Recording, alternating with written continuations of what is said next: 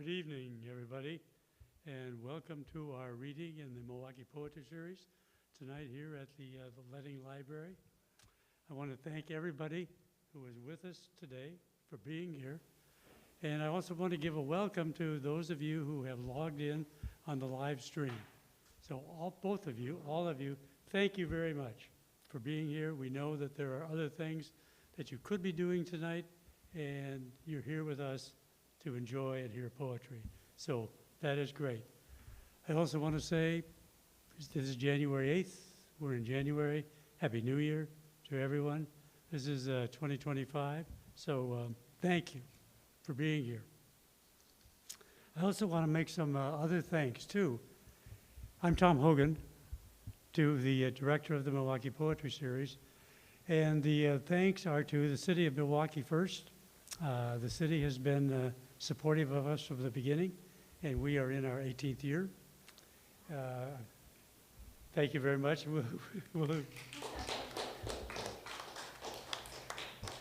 Yes, you know, you don't think it's going to go that long necessarily at the start. And then when you're here, you look back and just are very pleased with all of the poets, all of the great poets that we have had here. And we've had the opportunity to hear them read. We were at, initially, and Laura read there. Laura's read in the series previously, and we were at the Pond House when she was reading. And that was a very nice home on the other side of the pond here. So the changes we've had here are, and we want to thank the Letting Library for their support, because we are in the new Letting Library. And this has been here for a number of years. And I remember being on the board when I was on the advisory board at the very first meeting. This is 20 years ago. The very first meeting we were talking about, we need a new library. So it was that long in the planning, and a big thanks to the Letting Library for their support. Thanks to the Milwaukie Poetry Series Committee. We do have a committee, and I'm going to ask the members if they would stand. I'm already standing. Kristen back here, and two people who help out, David Filer and my lovely wife Jane. So thanks to the committee. Because as you know, you don't have things happen unless you have a group working on it. And finally, the thanks to our technical folks from Willamette Falls Media who are here and doing the live stream and the recording tonight. So a big thanks to Willamette Falls Media for what you're doing. So we are recording tonight. This is going to be up usually in about a week on the Letting Library YouTube channel, which will be the video from Laura's reading. Something I want to say too about a couple of other events. We have an event coming up Sunday, which is a William Stafford birthday celebration. So January is William Stafford's birthday, and we have a birthday celebration that's going to be here on Sunday, this coming Sunday, 3 o'clock, 3 to 5. So we will have 3 featured readers who will be reading some of Bill Stafford's work and some of their own work. Then we'll have an open mic. So if you want to read a Bill Stafford poem and you'd like to come and hear other people read, we're here Sunday, 19th, 3 to 5. So that does bring me to introducing our poet tonight. And I've been looking forward to this reading. Laura lives in Portland, Oregon with visual artist Brad Winter and Kinta, an orange tabby cat. She is the past president of the Oregon Community Foundation, where she worked for 30 years. She is the author of poetry collections, broadsides, and performance projects. Her poems have been translated into 7 languages. Her recent book, Noble Scratch, Roughly Spoken, features visual artist Brad Winter. Improvised music is an influential factor in how she considers the use of the page and language. She performs with musicians. Maybe we'll hear a little bit more about that. Nationally and internationally, using language as an instrument. When performing her poetry, the music of words is brought to the forefront for a captive rendition of meaning. Her U.S.-Mexico borderlands collaboration with photographer Terry Popinski liminal matter fences and liminal matter traces is in numerous special collections, such as Stanford University Library, Amherst College, and Yale University. She occasionally publishes Takeout, which is a bagazine, not a magazine, but a bagazine, featuring visual art, writing, and music. Pine Meadow Ranch, Playa at Summer Lake, and Caldera Arts are a selection of residencies that have provided solace to pursue her writing. Find out more at her website, and you can take a look at her website either here on the invitation that came out or by Googling it. So, something we've been looking forward to. Would you join me in welcoming our poet tonight, Laura Winter? Please silence your telephonic devices. And how we will proceed is with a Q&A afterwards, and then Laura will end with a final poem. Okay. Thank you, Tom.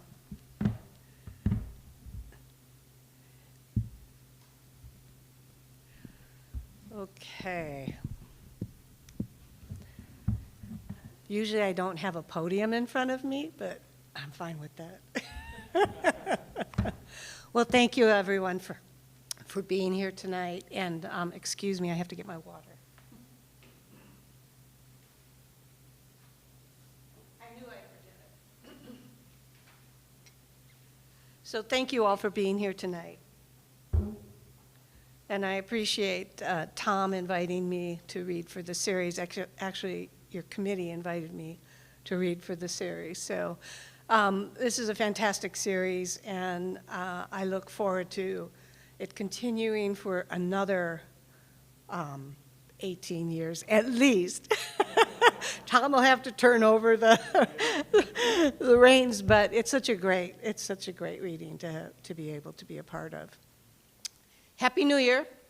It's 2025, and we're off to a wild start. And that's all I'm going to say about that.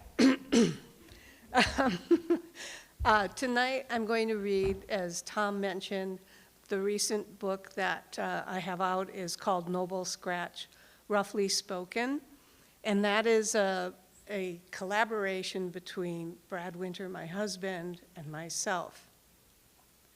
And it's the first time, now we've lived together and been married together 44 years, at least, maybe longer. And it's the first time that the two of us have ever collaborated. And we were surprised when we sat back and said, why is that? We've never done this before. And we wouldn't have done it had it not been for Margaretta Waterman of Nine Muses books. And she came and approached us and said, I'd like to do a book of yours, of you and Brad. And we're like, oh, well, that's something we'd never thought of. And so she asked us to provide her with 25 images of Brad's, 25 drawings, and 25 of my poems. Well, to speed forward, Margaretta turned 91 or 92 right after the pandemic and said to us, I just can't complete our project. So Brad and I took it from there, and we had 25 poems already selected and 25 drawings of his. And what we did was, sat down and said, so how are we gonna approach this? Because it's not a collaboration where, like, I wrote the poems to Brad's drawings, or Brad drew the drawings to my poems. What we did was I ordered my poems 1 through 25. He ordered his drawings 1 through 25, and we went. Voila! We have a book. And that was fun because some of the things that we discovered after we looked at kind of the marriage of the two art forms was how much synchronicity there was between poem and drawing with some of the pieces. And then, of course, some of the pieces are so head-scratchingly different that they're just fun to imagine how they could possibly even relate. So here's, I'll hold it up without my yellow sticky. Here's the book. And that's, Brad actually has 26 drawings because he got to do the cover, so. But to see the drawings, I'll just hold up a couple before I read from it. I'm just going to randomly hold them. He does what's called automatic drawing.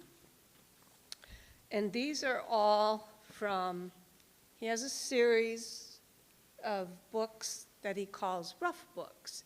And basically they're like an artist's journal. All he does is draw in them. And he's got 13 of them, and the drawings that are in this book are exactly the same size of the drawings in his rough books. So it made it very easy for, reproduction of the images. And have them come out really very crystal clear. I'll hold it one more.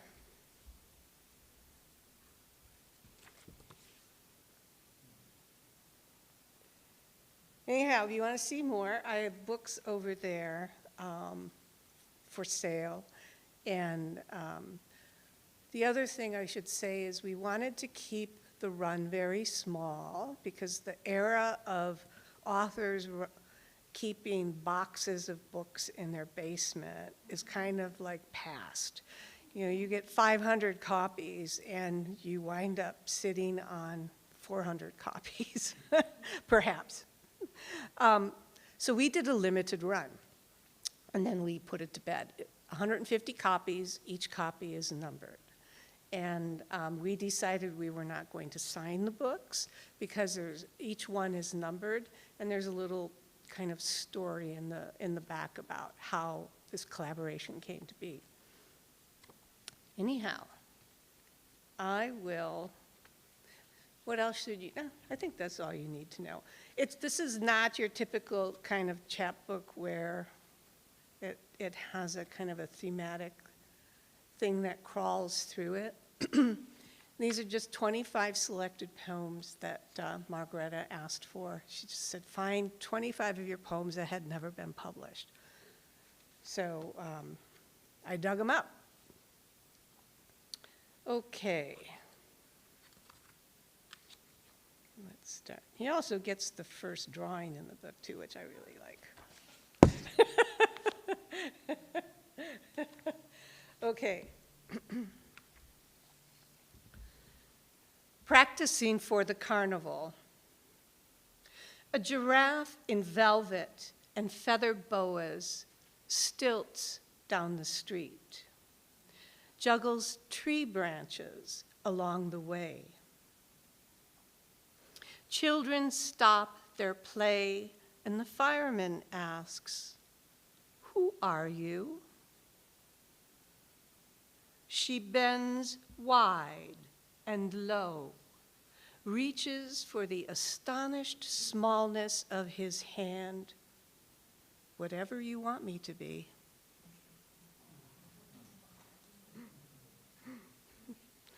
I live, as Tom mentioned, in Portland, and I'm in the Hawthorne district, and I live just about a half a block down off of Hawthorne. And so all kinds of great visuals walk down our street sometimes. We're right on the Sherrill, so bikes. I mean, it's just a constant stream of pedestrians. And it's just quite an assortment of humanity. It's wonderful. Okay. So tonight you're going to hear from me. I'm also, in addition to reading from Noble Scratch, Roughly Spoken, I'm going to read from another little book that came out called Now Name Them. I have copies over there too. And I'm going to read some newer poems. But you're going to hear me tell you that I am reading you true stories, things that truly happened. Here's one of them. So I spent a lot of time in the desert, and I've learned some tough lessons over the years about perhaps having martinis in the hot sun in a hot pool out in the middle of the desert might not be the best thing in the world. And yes, martini tangled.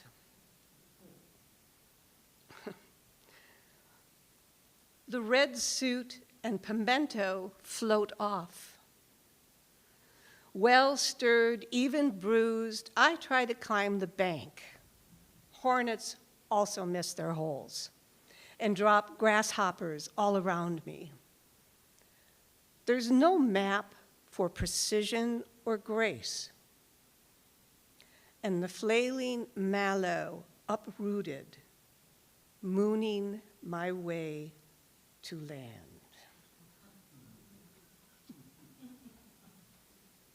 That's all I'm going to say about that one. There's a longer story there, so, but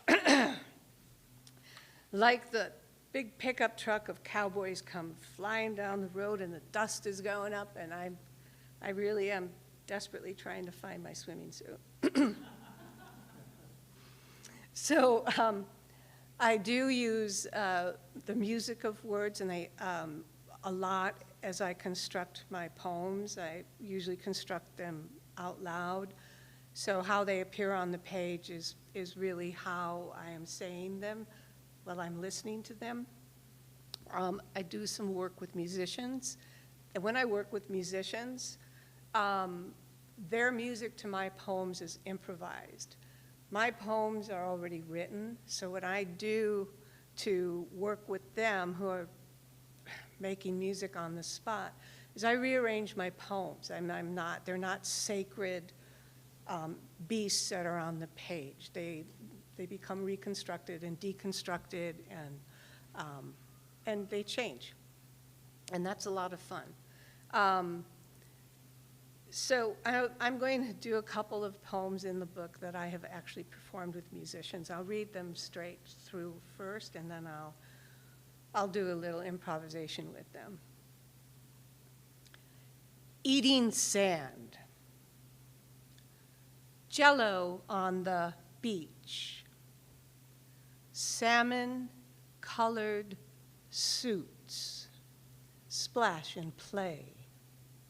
Seagulls and eagles scavenge for scraps. So many family picnics. Eating sand, the family picnics scavenge for scraps, splash and play. The family picnics in salmon-colored suits, jello on the beach, eating sand, eating the salmon. Watch the seagulls and eagles scavenge the family, scavenge the jello, the jello, the jello, the jello.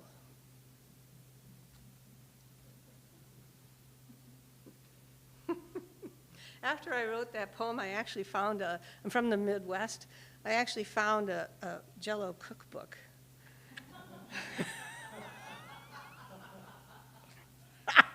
Yeah, I know, that's pretty funny. And it is really hysterical, all the canned fruit that's mixed in with these recipes.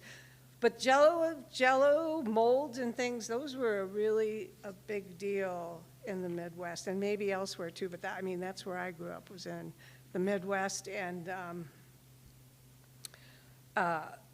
yeah, I had to buy the jello cookbook, so I have a jello cookbook.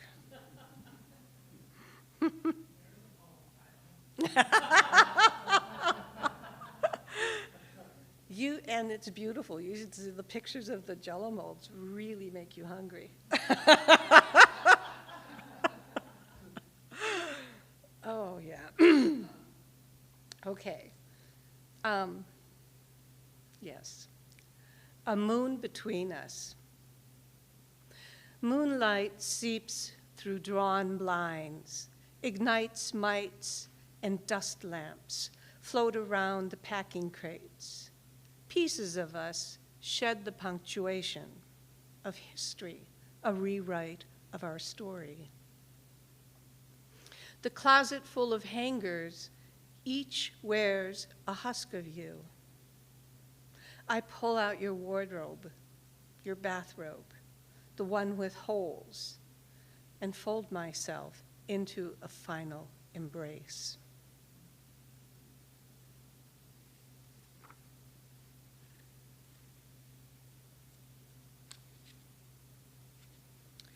And I will read the broadside that you did is those moments of solstice, right? I'll read that. Those moments of solstice.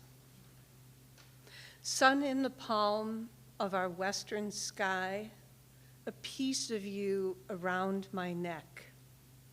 Squirrels aerate your grave, unearth walnuts stored for the shortage of day.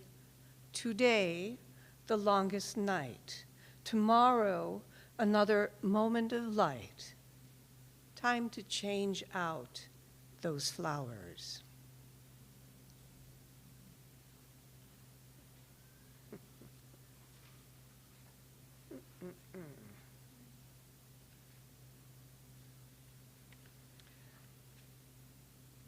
So,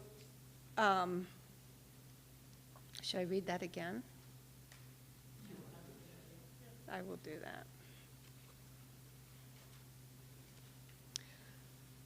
Those moments of solstice. Sun in the palm of our western sky, a piece of you around my neck. Squirrels aerate your grave. Unearth walnuts stored for the shortage of day. Today, the longest night. Tomorrow, another moment of light. Time to change out those flowers.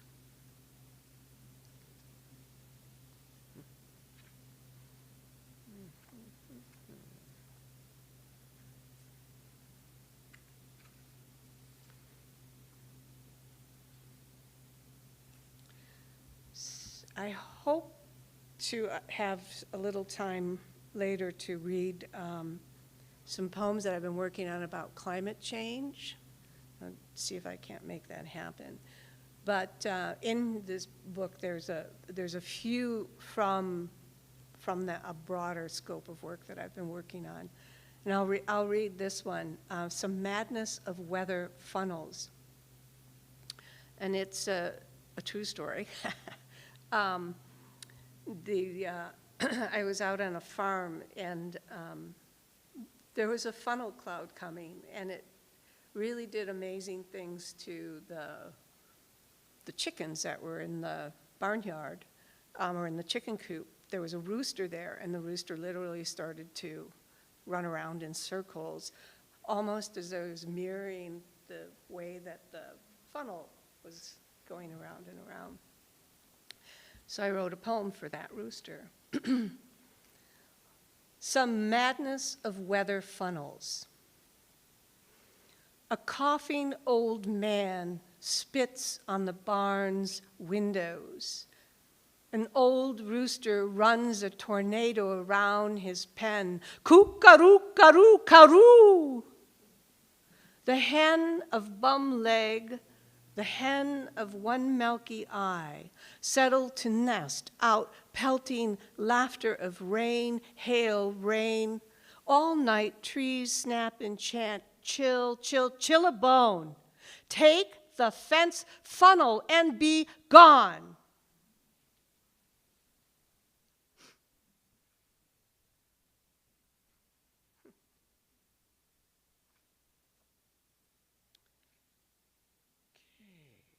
I will read a couple more from here, and then move on. Okay. Another true story. So, walking in your sleep. How many of you have ever walked in your sleep or talked in your sleep? Yeah, yeah. And it's kind of weird when you wake up and you're someplace that you didn't even know that you had gotten to. This particular instance cured my sleepwalking. And it is true that it is true that this happened. I'll just say that. I'll say more later, after I'm done. Sleepwalker. I have to go, go, go. Eyelids flutter, rapid fire. Listen closely. The silent half of the conversation makes sense. The one who dresses me and puts me behind the wheel in the wee hours of the morning. Vroom, vroom. I have to go, go, go. I drove in my sleep and woke up. I got up and drove about a mile from home and woke up. Never again to do anything in my sleep like that. Okay, 2 more from the book. There's still plenty more for you to discover in here, but I told you I would read another one from here where I've worked with musicians. This is a love poem to the L line in Chicago. It's called Train, Bottle, Throttle, Woes. To the breakfast diner under the L line, how do you keep the yolks from breaking? Train, bottle, breakfast, woes, under the L line, keep the yolks in the bottle of throws, keep them from breaking. The L line, how do you train? How do you train L line to the breakfast diner under the line? How?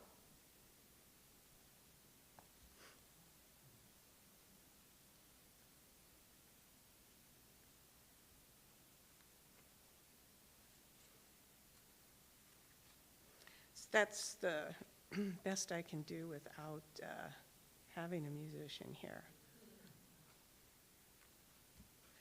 Okay, I gotta find this one. So when you live in an urban area, your close proximity to your neighbors. I have a lot of poems about my neighbors. Some of the neighbors know that I've written about them. Some do not. But we have a family that lives next to us, and so we've watched the 2 little boys grow up over the years. And excuse me for a minute.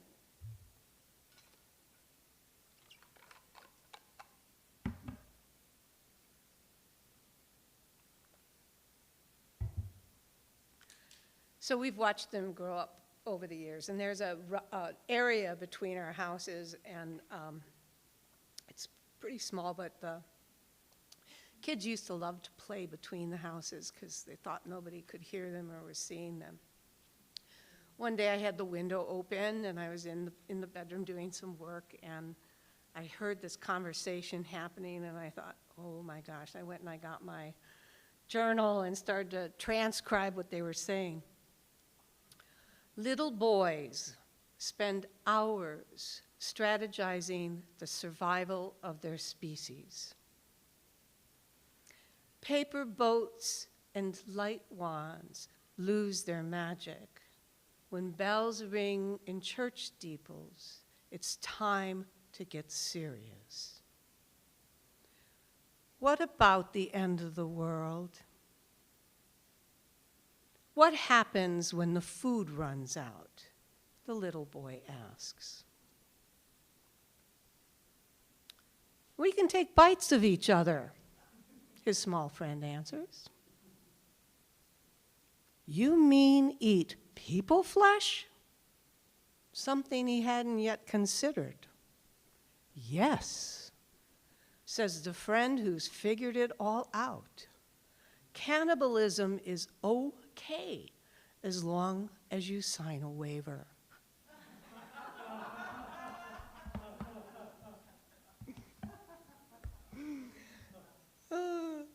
The parent,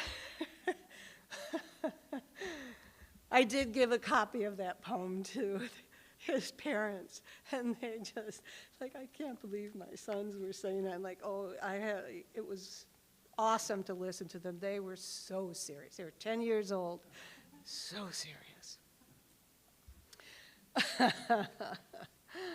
Oh. Okay, I'm going to read a few from here, from Now Name Them. This is a well-used copy. It's been dropped in the bathtub twice. And yes, and I have many pages that are numbered from reading. So I'm going to read a few about the act of writing and some of the challenges and things that happen when you're trying to make a poem, and it may or may not want to be born. This is called Blank Page Stomp. The brain is pregnant, but worry spots on the scalp burn in this heat, and all the contractions in the world can't produce. Birds call for rain, pretzels sink, a nest of spiders hatch. Wads of paper litter the floor. This time, an airplane crashes. It's a strange poem.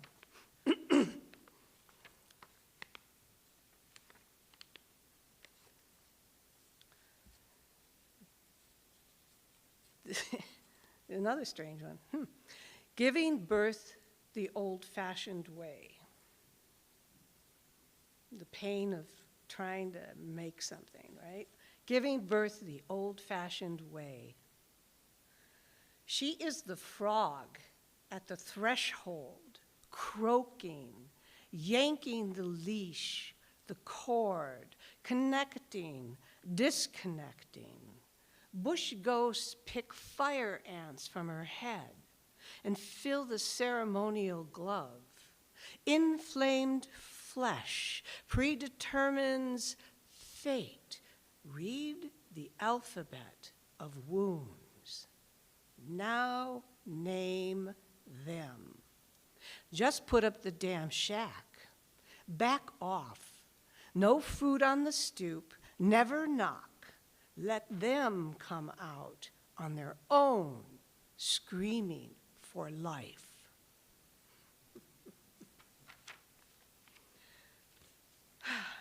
Yes, sometimes the act of making something is very painful.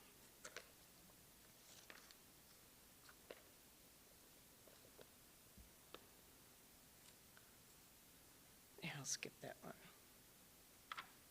Okay, here's a few more about meters.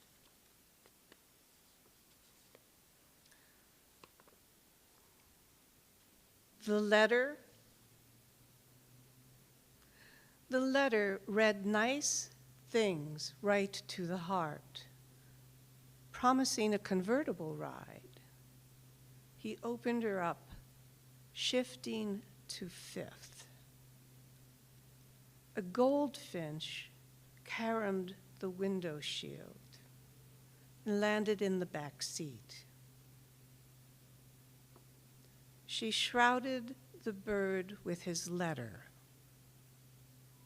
Tiny words quivered in her palm while the world flew by.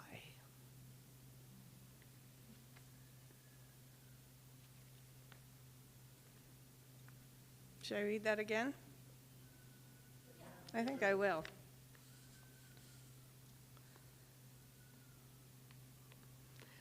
The letter. The letter read nice things right to the heart, promising a convertible ride. He opened her up, shifting to fifth. a goldfinch caromed the windshield and landed in the back seat. She shrouded the bird with his letter. Tiny words quivered in the palm of her hand while the world flew by.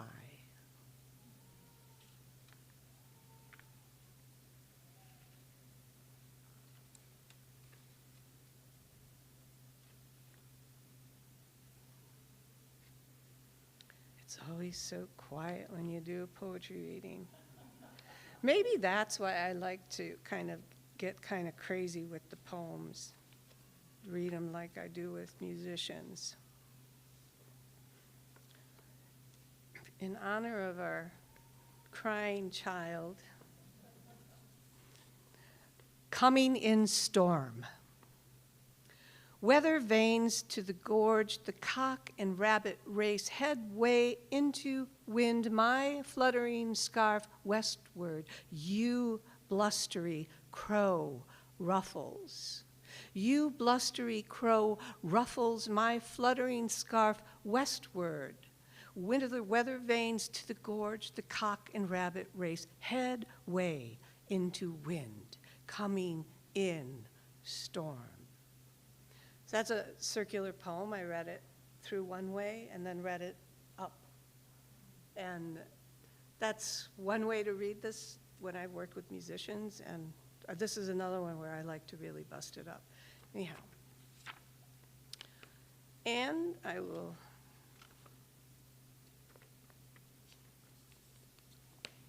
this is another true story.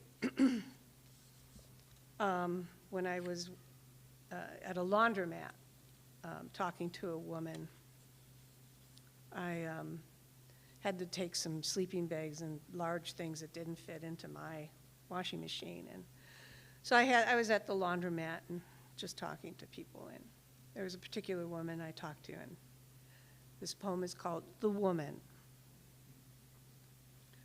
The woman at Washer World says she was downsized, but the basket of laundry is full. Lost in the vortex of spinning pant legs and socks, it costs more to dry than park. I offer her my change, but she asks for an avocado to remember the taste of green. True, true. She asked me for an avocado, if I had an avocado I could give her. Like, oh. No, I don't. But that was very curious. Okay. Do I have time for a few more? Or? I do? Okay, good. Okay.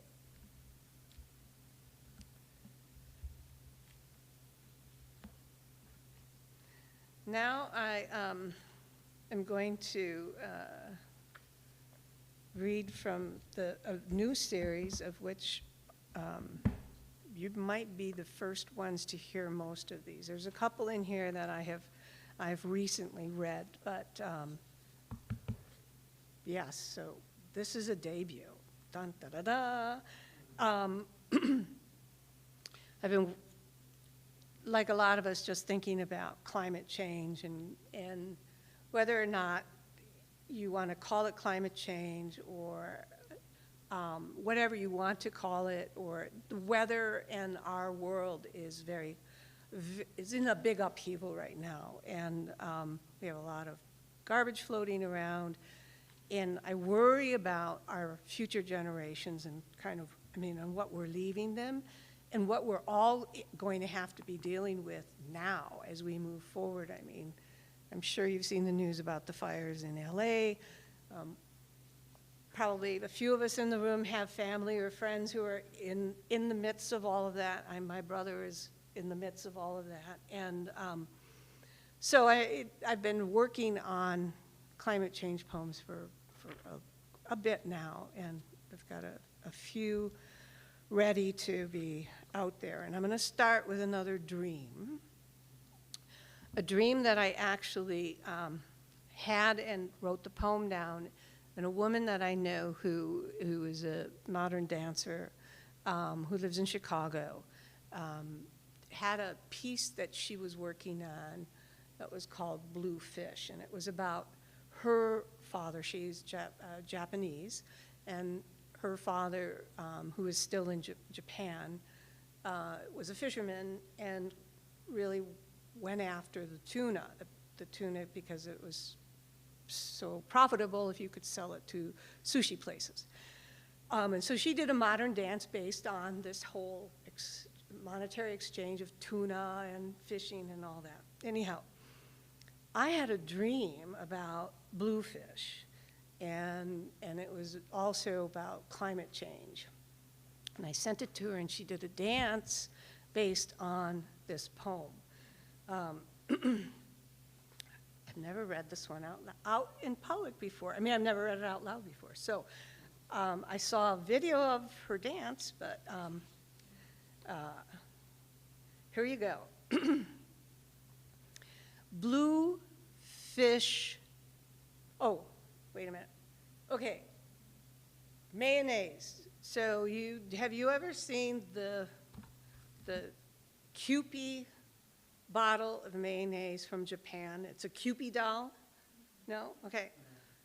Mayonnaise, some mayonnaise comes in a plastic container, squeeze container, that is a Kewpie doll. Okay. That's important. You'll see why. I get stuck in one. Okay. Bluefish plastic fever.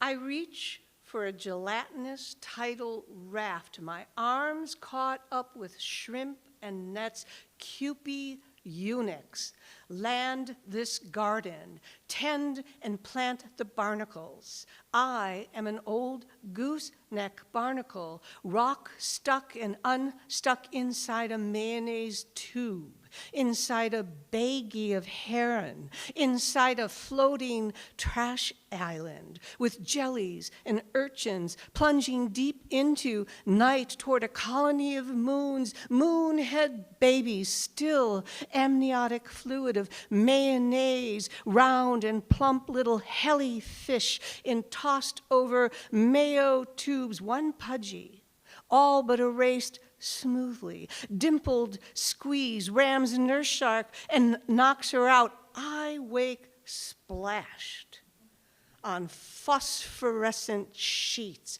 feet eaten to razor clam flesh, green glowing, now blue, me a bluefish and tuna gasping.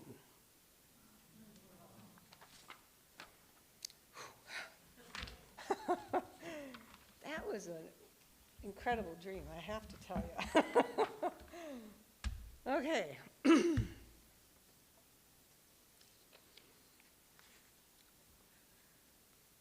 Within a scant,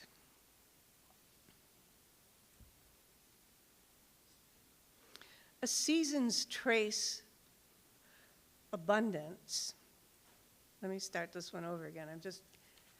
Okay, hang on to your socks, folks, because these all might not be very, yeah. Okay, they're disturbing a little bit, I think. Within a scant, a season's trace abundance, the tule grass rattles, bufflehead shallow flap. Mounded tufts of arrowhead and dry isle nests, egret's hunger, stealth of leg and beak. Brittle frogs like leaves, skyfall on the lake bed's dander, minty crunch underfoot. Cattle scrounge for fescue, and the tepid pools trapped in hoof prints may sate some thirst.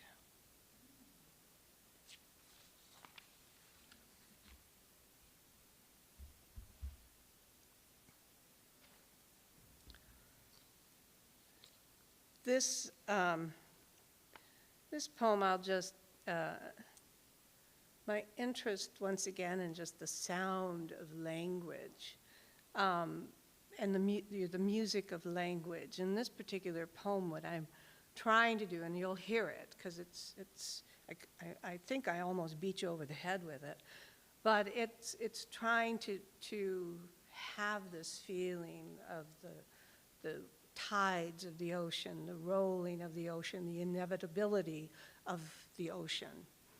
This is called Ocean Rising.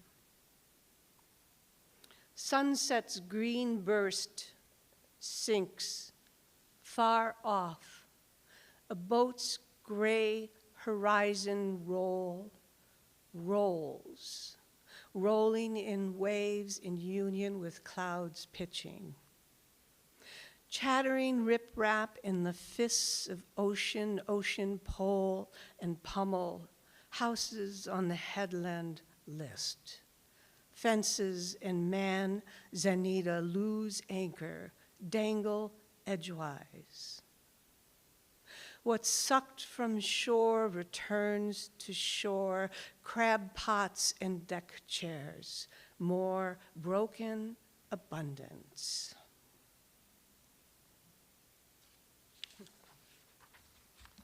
Not sure about that one.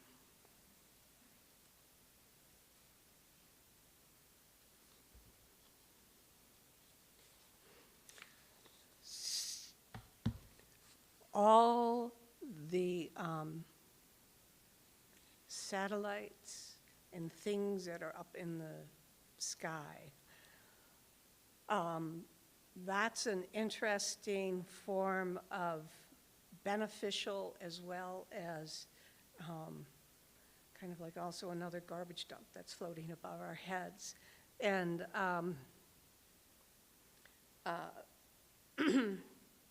this is called a curious incident, when some of those things start to leave the sky, right?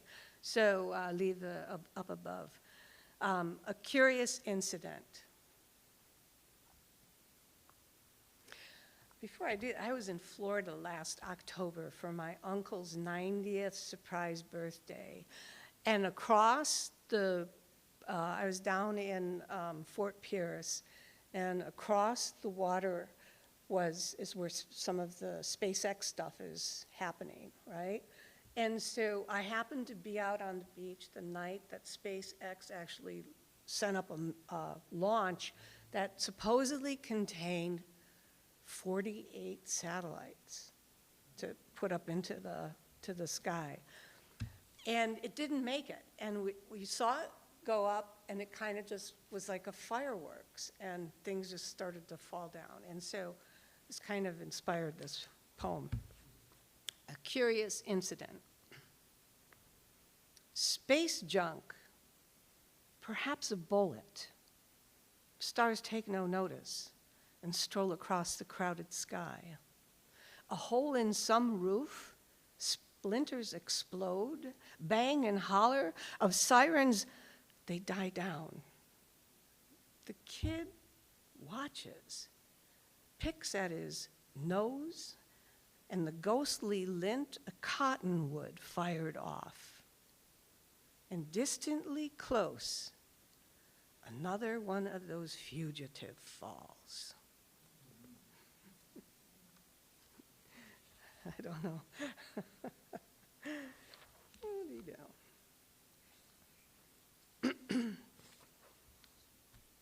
Okay, you don't need to hear all my dry weather poems.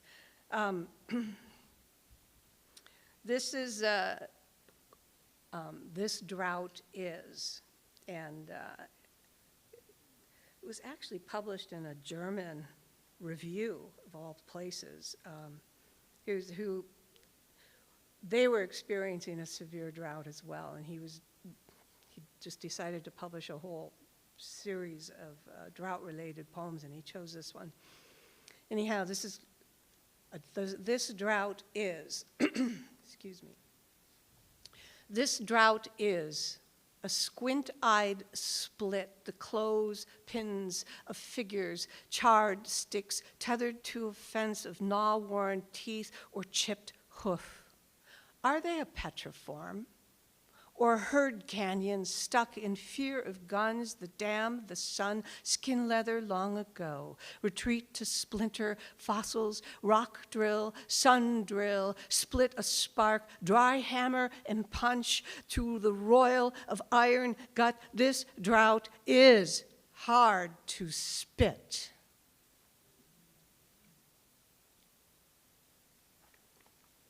Speaking of spit.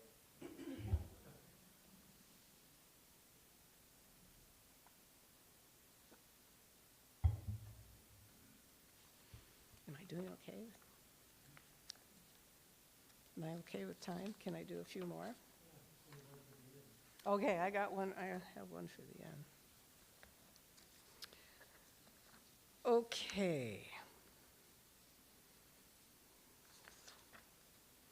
What the heck? I'm going to give you another really intense one, and then I'll back off. Sorry to pummel you a little bit. Thank you. So we all remember the heat dome we had a couple years ago here in Portland. This is called Under the Heat Dome. And it's in 3 sections, but yeah, I'll read the sections. 1. Dirt boils in a curbside bioswale, new breed of resistive drones, forage and thirst. 2. Watering holes, bowls of dehydrated soup, chock full with elbows and frizzy hair. What's left lies supine. 3. Pudding for corpuscles, now fallow as ridge and furrow, baked in metamorphosis chill. I wait for a hole to open, wrap myself in wool blankets, ready to burn in the cold. That's pretty sci-fi, but you know, sometimes when you read the news, you feel pretty sci-fi. Okay.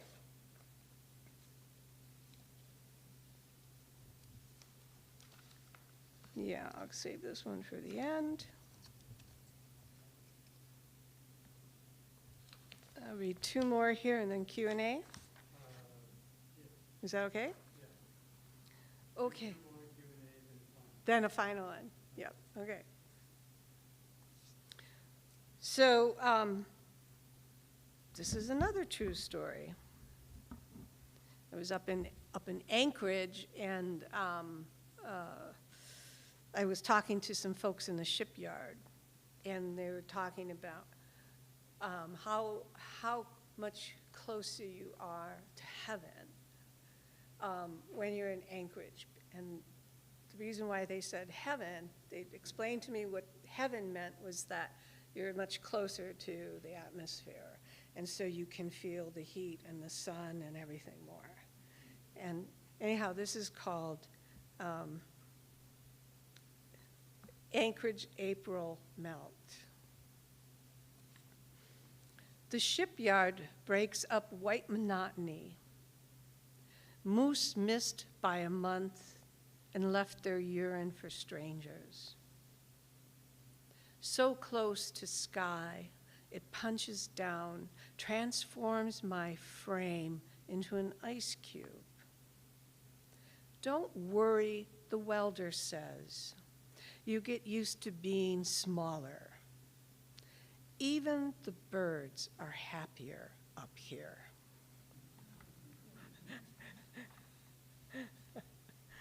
Okay, I'm going to end with this one, and then I have one after the Q&A. This is after the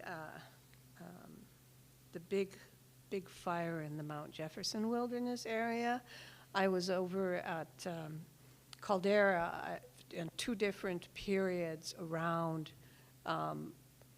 right as the fire was happening, and then a couple years after the fire when it was just the burnt snags and people had come in and were actually busy clearing all the detritus out of the way so that the land could breathe, and they were busy planting and trying to get rid of any kind of sagebrush that might have survived or anything like that.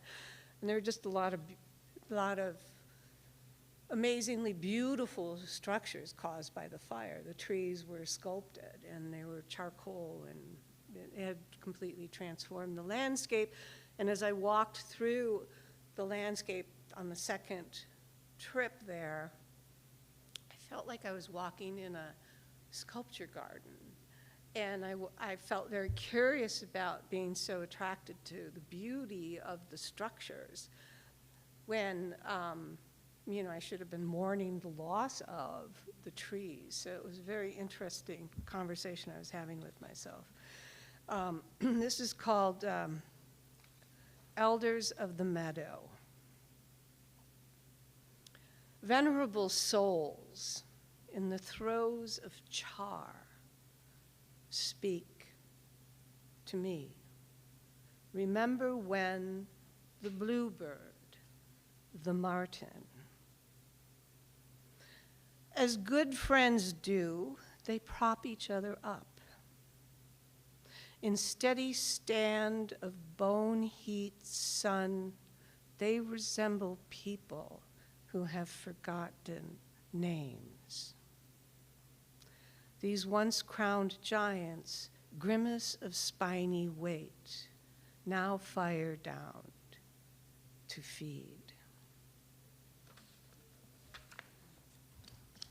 Thank you for listening.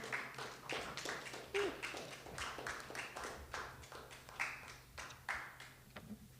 you want me to stand here?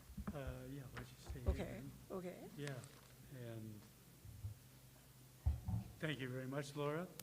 Thank Uh, you. Fabulous. So we'll have a question and answer now. And Kristen has the microphone. So if you want to ask a question, could you wait till she gets there with the microphone? Because we'd like to hear the question as well as the answer on the recording. So I think I'll start. Sorry. And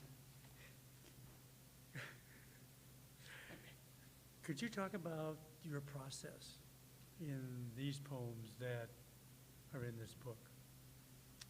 Or was there a process?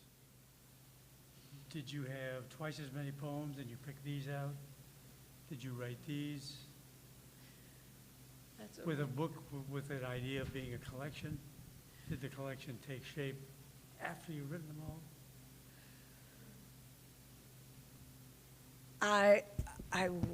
It's not that scientific. I actually,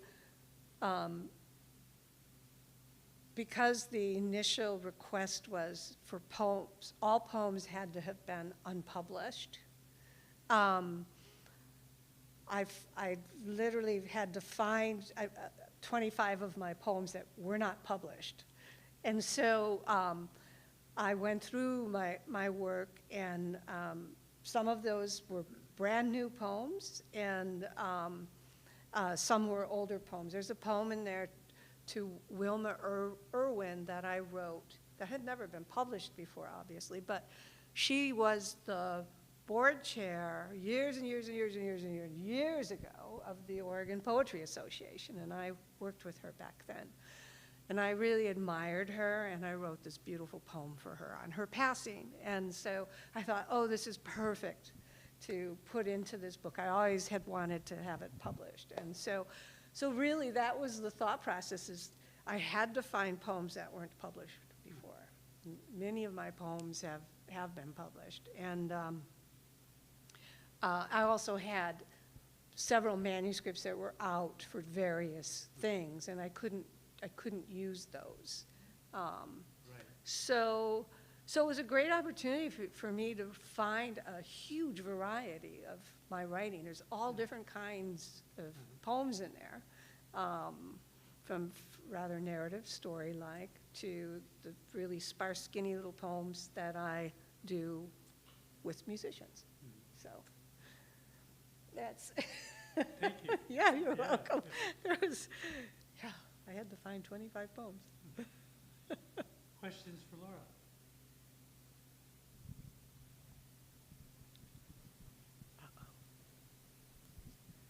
So with all the possibilities of what you might write a poem about, how do you stay focused? Like you said recently, your topic is climate change. How do you stay focused when especially when something glittering goes by and you're like, oh, I want to write about that?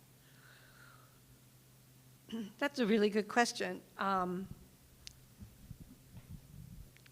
of like, you have several books that you're reading at the same time, and one book may be a bibliography or a biography, one book might be of poems, whatever. I have several poems going at one time, and so I just keep working on them, and if something glittery kind of sneaks in, I might just work on that and then go back to the other one and finish it. And sometimes I find that taking that little bit of break is actually good for the poem that I had been working on, because it frees up my mind and it frees up whatever possible preconceived notions I might have had about what this poem over here should be like or end like.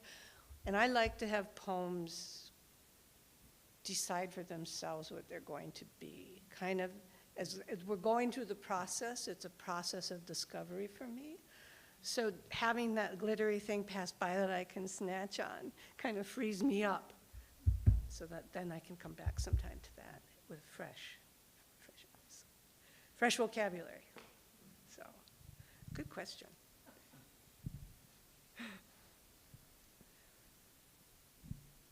I have one. I have a question. Sounds good. Okay. So I lived in Chicago as well for several years. And walking under the L is terrifying. So, I mean, it's like this thing that we have is like Kenny G here, the max, and walking under it, you feel like you need like an iron umbrella because something might pop off. So I really appreciated your sound-inspired poetry. And that led me to wonder how your poetry is informed by the environment you're in. Chicago's a very different type of energy and atmosphere than it is on Hawthorne. So how has your poetry changed over the years with where you're living? So that's a really good question. And so I grew up in Milwaukie, Wisconsin, and I left there in my 20s, and I've lived here since then. Now, I've spent a lot of time in other cities, just visiting-wise. I have family in the East Coast. I've spent a lot of time playing in Chicago. We have good friends in Chicago. I think I mentioned the dancer. She's in Chicago. So I think it's obviously, when you listen to my work, there are real references to the Pacific Northwest, to forests. Now, I didn't read, I had queued up, but decided I didn't need to go there tonight. But I have a whole series of poems on the elm trees that I grew up with in the Midwest, which were a big deal. And their sounds, the sounds of those poems are very different than the sounds of the poems that I have that are very influenced by the Pacific Northwest. So I think it's incumbent upon the writer, the poet especially, and especially if you use, I have a very economical approach to language, so every word has to be chisel crisp, right? It's incumbent upon you to have your ears as radars completely tuned to whatever environment you're in, so that under the L, if you're hearing that industrial kind of drill piling clang, which I remember so well from walking under it a couple times. I mean, you have to be able to bring that back if you're going to be working on a poem about that. So it's you have to be able to go back to your environment, and wherever that, you have to go back to the environment of the poem that you want to work on. Does that make sense to you? That, I mean, Yes. really, to be, Yes. and maybe it isn't necessary, maybe it, for me, it's very necessary, but I do think, if you're gonna be true to that particular place, you have to understand Yeah. the sounds of that place too. So if I may follow up, so do you hear inspiration first, or do you hear something and think a word or a phrase? That's a very good question too. Both occur. Both occur. I have that's sat fun. in live music presentations and have just been listening to those sounds and just writing Right. words. So, that are completely influenced by the sounds. You get no peace. Actually, I have a pretty good turn-off switch in my brain. Good.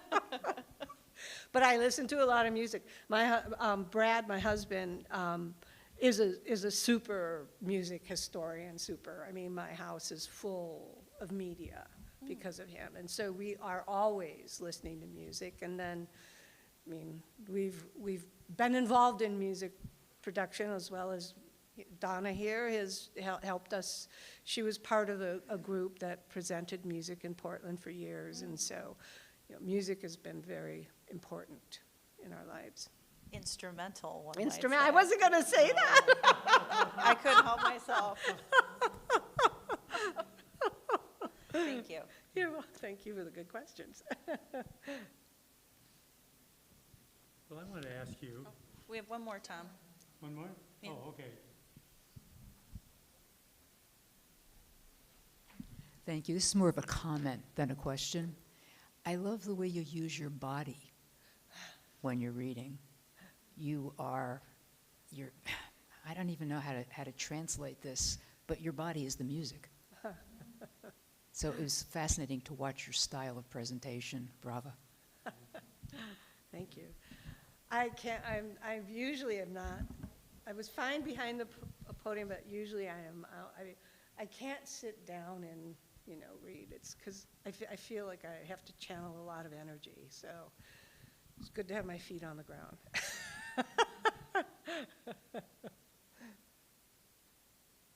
Who are you reading? Who are you reading and who would you say influenced you?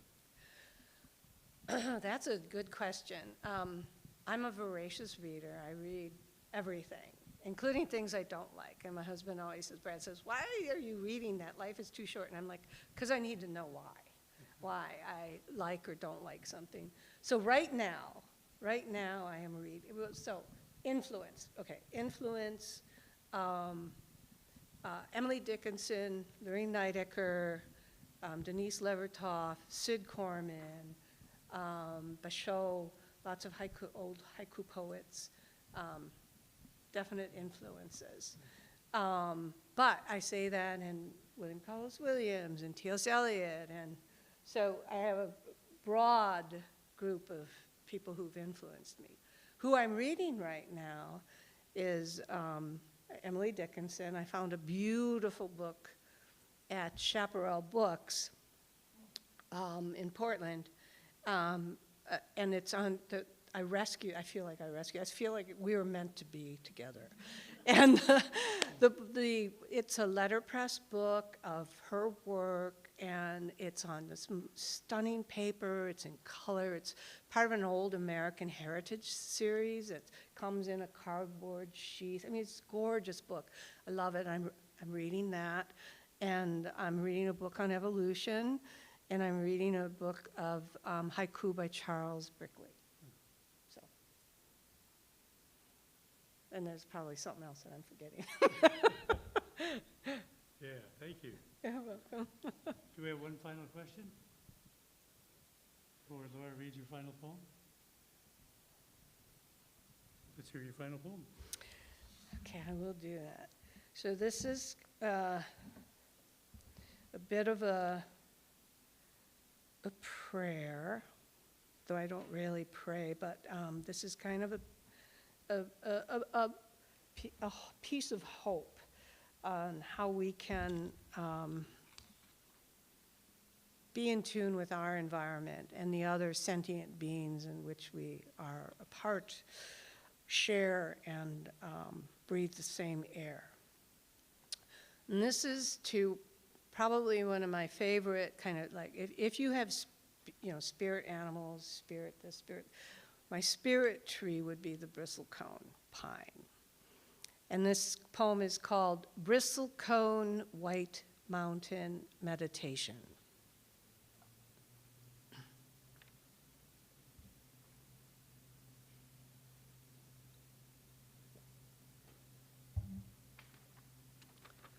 Bristlecone White Mountain Meditation. Alive in thin breath, winded and windy, with quick pace of chest, always prevailing winds within the wind, ear wind scours noise, chisels and fine tunes voice, hands, the better ears, release voice that wind steals and shoves into wrinkles of land, a gift to the insects that keep us clean. Mouth opens again, wind grabs before sounds form, plunges and stuffs utterance back to where it came from. That's not how trees talk, it says. Lay the palm of ear on scoured tracks of trunk, fissures of skin, 2,000 years of living. Let fingers flex into trails of that life. Shed weight into the wind sweep, seep into the crags of its time. Hands, how does wind say heart? Heart, how do we hold our brief moment of one?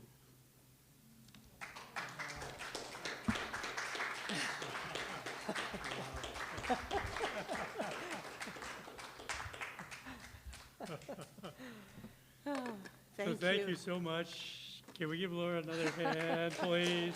This was great. Thank you so much for being here. Thank you for Yeah. having me. Thank you. Next month, Dale Champlin is going to be here, second Wednesday of February. So thank you all for being here. Have a great night. Thank you. Thank you. There are some books here.